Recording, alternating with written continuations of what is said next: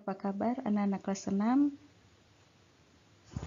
Saat ini kita akan melanjutkan pembelajaran kita pada pelajaran yang keempat tentang manfaat ibadah.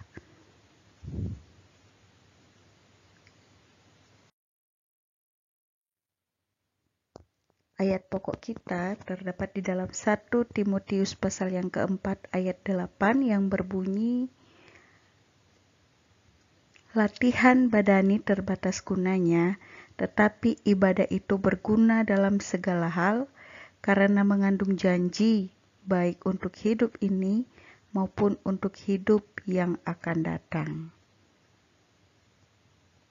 Nah, manusia beribadah kepada Allah untuk menanggapi, menghargai, dan menghormati Allah pencipta alam semesta. Kalau pelajaran sebelumnya kita sudah belajar apa arti ibadah itu, ya, bahwa ibadah itu merupakan bentuk penghormatan kita kepada Allah, bentuk bakti kita kepada Allah, ya, karena kita menghargai akan kasih yang sudah Allah nyatakan dalam hidup kita. Dan saat ini kita mau lihat apa saja manfaat ibadah. Ya, ada begitu banyak manfaat ibadah, tetapi untuk saat ini kita akan melihat ada 4 manfaat ibadah. Ya, Ibu akan membahas 4 manfaat ibadah, dan untuk manfaat-manfaat lainnya bisa kalian temukan sendiri. Yang pertama, manfaat ibadah itu adalah mengenal Sang Pencipta. Ya, melalui persekutuan ibadah, manusia dapat berkomunikasi dengan Allah. Manusia menghampiri Allah melalui pujian, penyembahan, serta doa, dan Allah menyampaikan kehendak-Nya. Ya. Nah, coba kita pikirkan kembali, apa arti dari kata mengenal ini? Untuk kita bisa mengenal seseorang, tentunya agar kita bisa mengingat wajahnya seperti apa, kita harus bertemu. Dan untuk kita lebih mengingat dia lagi, tentunya pertemuan itu harus lebih sering. Kalau kita hanya bertemu sekali atau cuma dengar sekali namanya, bagaimana kita bisa mengenal dia dengan baik? Ya, jadi suatu perkenalan itu membutuhkan proses yang panjang, ya, tidak hanya sekali atau 2 kali, tetapi berkesinambungan. Nah, demikian juga kita untuk mengenal Allah. Kita membutuhkan waktu yang banyak untuk bertemu dengan Allah, untuk berbicara dengan Allah. Ya, kalau kita cuma mendengar tentang namanya saja, kita tidak akan tahu bagaimana sifat dari Allah. Atau kita hanya dengar dari orang saja. Tetapi agar kita bisa mengenal Allah dengan baik, kita harus merasakan situasi ketika kita berada dengan Allah. Nah, itu kita bisa rasakan lewat pengalaman kita dengan Allah. Ya, tentunya salah satunya melalui persekutuan ibadah. Kenapa? Karena lewat persekutuan ibadah itu kita berkomunikasi dengan Allah lewat pujian dan penyembahan kita serta doa-doa kita. Nah, kalau kita menganggap Allah ada, maka kita akan memuji dan menyembah Tuhan, berdoa dengan sungguh-sungguh kepada Tuhan. Tapi kalau kita menganggap dia tidak ada, kita akan hanya biasa-biasa saja. Jadi perlu di dalam sikap hati kita beribadah kepada Allah itu kita harus benar-benar merasa bahwa dia itu ada. Karena Allah itu memang ada di tengah-tengah ibadah kita. Dan lewat ibadah juga Allah menyampaikan kehendak-Nya. Bagaimana cara Allah menyampaikan kehendak-Nya dalam ibadah? Ya, lewat pujian, penyembahan, dan doa kita bisa merasakan kehadiran Allah. Ya, di situ kita bisa lebih mengerti kehendak Tuhan. Terlebih lewat penyampaian kebenaran firman Tuhan. Ya, hamba Tuhan atau pendeta yang Tuhan percayakan untuk menyampaikan firman Tuhan, itu adalah orang yang sudah diurapi oleh Tuhan, dan dia memakai hamba Tuhan tersebut untuk menyampaikan kehendaknya kepada umat-umatnya, kepada setiap orang yang datang beribadah. Nah, jadi lewat persekutuan ibadah ini kita bisa lebih mengenal Allah, ya, baik lewat firman Tuhan maupun lewat doa, lewat pujian dan penyembahan kita. Kita lihat ayat firman Tuhan di dalam 1 Samuel pasal 12 ayat 24 dikatakan, hanya takutlah akan Tuhan dan setialah beribadah kepadanya dengan segenap hatimu, sebab ketahuilah betapa besarnya hal-hal yang dilakukannya di antara kamu. Ya, jadi lewat ibadah kita bisa tahu betapa kita punya Allah itu besar, betapa dia Allah yang berkuasa. Ya, inilah manfaat ibadah yang pertama, mengenal Sang Pencipta. Yang kedua, kita lihat yang kedua adalah mengenal perbuatan-perbuatan Tuhan yang ajaib. Ya, selain kita mengenal Allah itu, ya, kita tahu bagaimana isi hatinya Allah melalui persekutuan ibadah kita, ya. Kita juga harus mengenal perbuatan-perbuatan Tuhan yang ajaib. Ya, dan itu kita dapatkan melalui ibadah kita. Ya, melalui ibadah kita semakin mengenal perbuatan-perbuatan Allah melalui firman Tuhan yang kita baca maupun melalui jamahan Roh Kudus. Ya, ini ada kaitannya dengan poin yang nomor 1 tadi. Ya, jadi lewat firman Allah, Alkitab ini, firman Allah, ditulis oleh orang-orang yang diurapi oleh Allah. Allah memakai mereka, pikiran mereka, tangan mereka untuk bisa menulis, ya, tentang perbuatan-perbuatan Allah. Jadi bukan berasal dari pikiran manusia, bukan berasal dari hasil karya manusia sendiri, tapi Allah yang berkarya kepada penulis-penulis Alkitab, agar mereka bisa menulis perbuatan-perbuatan Tuhan yang ajaib. Dan sekarang kita bisa mengerti, kita bisa lihat bahwa Allah lah yang menciptakan alam semesta, bagaimana Allah membuat mujizat, bagaimana dia datang untuk menebus kita sebagai manusia yang berdosa, bagaimana dia menyembuhkan orang yang sakit, membangkitkan orang mati, ya, bagaimana dia mengubah air menjadi anggur, dan mujizat-mujizat yang lain yang Tuhan sudah lakukan. Begitu banyak perbuatan ajaib Allah yang kita tahu melalui firman Tuhan, melalui jamahan Roh Kudus dalam hidup kita, sehingga kita bisa mengerti maksud Tuhan lewat firman-Nya itu. Ya, kalau kita tidak membaca Alkitab, tidak mendengar firman Allah, bagaimana kita bisa tahu bahwa kita punya Tuhan itu sudah melakukan begitu banyak perbuatan yang ajaib. Tapi lewat firman Allah yang sudah diberikan, kita bisa mengerti. Ini ada satu ayat yang begitu indah, kita bisa lihat di dalam Mazmur pasal yang ke-96 ayat 3-4 dikatakan, ceritakanlah kemuliaannya di antara bangsa-bangsa dan perbuatan-perbuatan yang ajaib di antara segala suku bangsa. Sebab Tuhan Maha Besar dan terpuji sangat, Ia lebih dahsyat daripada segala Allah. Nah, ini adalah salah satu ayat firman Tuhan yang menceritakan bagaimana Tuhan itu punya perbuatan-perbuatan yang ajaib, yang tidak dapat kita ukur dengan pikiran kita.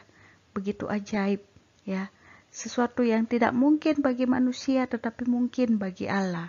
Itulah yang namanya ajaib, sesuatu yang bagi kita sulit tapi ternyata mudah bagi Allah. Dan bukan hanya kita rasakan, tetapi harus kita ceritakan kepada orang yang lain bahwa Tuhan itu sangat baik. Ya, itu sebabnya kenapa kita harus beribadah kepada Allah dan mendengarkan firman Tuhan, membaca firman Tuhan, supaya kita bisa mengetahui perbuatan ajaib dari Allah kita dan menyampaikannya kepada orang lain, ya. Dan yang ketiga, kita lihat manfaat ibadah yang ketiga adalah melayani Allah. Kita melayani Allah melalui puji-pujian, korban persembahan, serta doa yang sungguh-sungguh dan menyenangkan hati Allah. Nah, ternyata puji-pujian kita itu, korban persembahan yang kita berikan, dan doa yang dengan sungguh-sungguh kita naikkan itu menyenangkan hati Allah. Itulah pelayanan kita kepada Allah, ya. Salah satu tujuan Tuhan menciptakan kita manusia adalah untuk melayani Allah. Itu sebabnya lewat ibadah itu kita melayani Allah, ya. Dan bukan hanya lewat ibadah yang kita laksanakan di rumah ibadah, sekolah minggu, ya, ibadah di sekolah, ibadah di gereja, tetapi melayani Allah itu melalui perilaku kita setiap hari. Kenapa? Karena perilaku setiap hari kita juga merupakan bentuk ibadah kita kepada Allah. Jadi jangan hanya di gereja saja kita menyenangkan hati Tuhan lewat pujian, tetapi keluar dari gereja kita memfitnah orang, berbohong, ya kan? Memakai mulut kita untuk hal-hal yang jelek. Padahal di gereja kita memakai mulut kita untuk berdoa, memuji Tuhan. Tapi pulang dari gereja, datang di rumah, kita menjelek-jelekkan teman, ya kan, mengejek, marah-marah, berteriak-teriak kepada orang tua, atau tangan yang kita pakai di gereja untuk tepuk tangan, angkat tangan kepada Tuhan, di rumah kita memukul saudara kita, adik, ya, atau mencuri dan lain sebagainya. Itu hal-hal yang tidak baik, ya. Jadi melayani Allah itu lewat perilaku kita, bukan hanya di rumah ibadah, tetapi lewat perilaku kita sehari-hari, ya. Nah, perilaku yang melayani Allah ditunjukkan juga dengan cara melakukan tanggung jawab yang Tuhan percayakan bagi kita. Ya, misalnya memelihara ciptaan lainnya dan melayani sesama. Nah, contoh perilaku melayani Allah sebagai bentuk ibadah kita apa saja ya? Miss akan berikan beberapa contoh. Yang pertama, kita mengerjakan tugas dengan penuh tanggung jawab dan dengan kejujuran serta takut akan Tuhan. Jadi apapun yang kita lakukan ketika kita belajar, membantu orang tua, lakukan itu dengan penuh tanggung jawab, bukan dengan terpaksa. Saya terpaksa belajar, karena kalau tidak belajar nanti dimarahin mama papa. Saya terpaksa membantu orang tua, karena kalau tidak membantu orang tua nanti dimarahin. Nah, itu terpaksa. Sedangkan belajar dan membantu orang tua itu merupakan tanggung jawab dari seorang anak. Jadi lakukan itu dengan penuh tanggung jawab, bukan dengan marah-marah atau terpaksa. Dan juga dengan jujur, serta takut akan Allah. Jadi jujur itu artinya, ya kita saat kita melakukan sesuatu itu jujur. Tidak hanya kelihatan dari luar kita rajin, ya kita melakukan apa yang disuruhkan kepada kita, apa yang diperintahkan kepada kita, tetapi dalam hati kita mengomel, ya, bersungut-sungut. Itu enggak jujur. Itu bukan pelayanan. Jadi kalau pelayanan kepada Allah itu melakukan sesuatu itu dengan tanggung jawab dan jujur, serta takut akan Tuhan. Yang kedua, menolong orang yang membutuhkan bantuan dengan penuh sukacita dan kesabaran.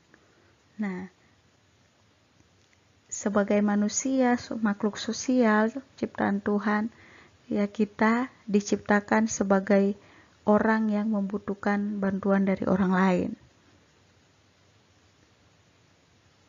Nah, dan kita juga diciptakan untuk saling membantu, untuk menolong orang lain, bukan hanya membutuhkan, tetapi memberikan bantuan. Nah, saat kita memberikan bantuan, kita harus berikan bantuan itu dengan penuh sukacita dan kesabaran. Ya, bukan dengan marah-marah, sukacita. Nah, sukacita ini bukan hanya senyum di luar, tapi benar-benar dari hati itu kita tulus, senang. Ya, kesenangan yang datang dari hati, bukan hanya kelihatan dari luar. Menolong dengan sukacita, kemudian menghargai hak setiap orang, serta melakukan kewajiban baik dalam keluarga, sekolah, maupun lingkungan masyarakat. Yang keempat, mendoakan orang lain. Ini contoh, ya, banyak lagi perbuatan yang dapat menunjukkan pelayanan kita kepada Allah. Kemudian, yang keempat, manfaat ibadah kita bisa bertumbuh dan berbuah. Emangnya pohon bertumbuh dan berbuah? Nah, dalam Yohanes pasal 15 ayat 1-8 dikatakan, Akulah pokok anggur yang benar dan Bapakulah pengusahanya. Setiap ranting padaku yang tidak berbuah dipotongnya, dan setiap ranting yang berbuah dibersihkannya, supaya ia lebih banyak berbuah. Kamu memang sudah bersih karena firman yang telah kukatakan kepadamu.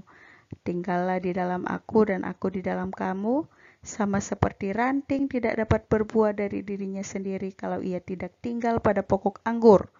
Demikian juga kamu tidak berbuah jikalau kamu tidak tinggal di dalam aku. Akulah pokok anggur dan kamulah ranting-rantingnya. Barang siapa tinggal dalam aku dan aku di dalam dia, ia berbuah banyak. Sebab di luar aku kamu tidak dapat berbuat apa-apa. Barang siapa tidak tinggal di dalam aku, ia dibuang keluar seperti ranting dan menjadi kering, kemudian dikumpulkan orang dan dicampakkan ke dalam api lalu dibakar. Jikalau kamu tinggal dalam aku dan firman-Ku tinggal dalam kamu, mintalah apa saja yang kamu kehendaki dan kamu akan menerimanya. Dalam hal inilah Bapa-Ku dipermuliakan, yaitu jika kamu berbuah banyak dan dengan demikian kamu adalah murid-murid-Ku. Nah, dalam ayat firman Tuhan ini dikatakan, Akulah pokok anggur. Siapa aku itu yang dimaksud? Ini adalah perkataan Tuhan Yesus sendiri. Ya, Tuhan Yesus sebagai pokok anggur. Pokok anggur itu artinya pohonnya atau batangnya. Sedangkan kita diibaratkan ranting. Ranting yang menempel pada pohonnya.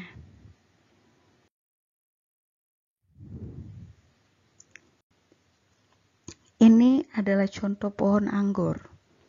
Ya, pohon anggur. Ini buahnya.